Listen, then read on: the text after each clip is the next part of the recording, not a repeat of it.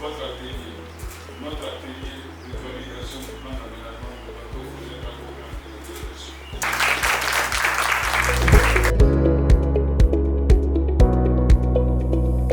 Nous étions conviés organisateurs de cette journée aujourd'hui pour signer une convention, une concession pour une période de 50 ans pour la continuité au fait des efforts de reboisement, d'aménagement et de gestion de la forêt d'Agbo 1.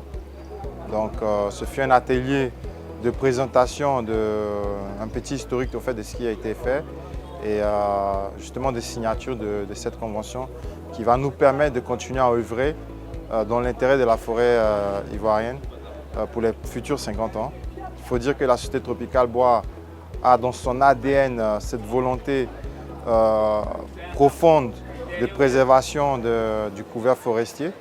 Ça a été quelque chose qui était propre aussi à mon grand-père, à son âme, déjà en Italie. Et nous, depuis que le gouvernement ivoirien a instauré la réforme pour le reboisement, donc depuis 1995, nous avons fourni des efforts considérables par conviction, disons ça. Donc aujourd'hui, nous sommes fiers d'avoir participé, d'avoir organisé cet événement et qui a abouti justement à la signature, à l'adoption, disons, de ce nouveau projet d'aménagement.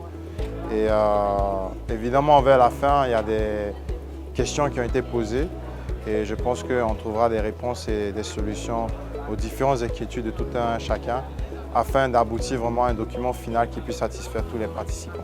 Nous avons présenté un document. D'abord, nous avons résumé les activités qui ont été réalisées dans la forêt d'Agbo depuis 2006 jusqu'en 2024. Et comme le dit la Convention, il fallait élaborer un plan d'aménagement. Et dans l'élaboration de ce plan d'aménagement, nous avons planifié les différentes activités à entreprendre au sein de la forêt de 2025 jusqu'en 2034, ça veut dire d'ici 10 ans. Et donc c'est ce qui a été soumis à l'approbation de la population. Les uns et les autres ont fait des observations, d'autres des contributions. Cela va permettre de concevoir un document final qui sera soumis à la signature du ministre des Eaux et Forêts.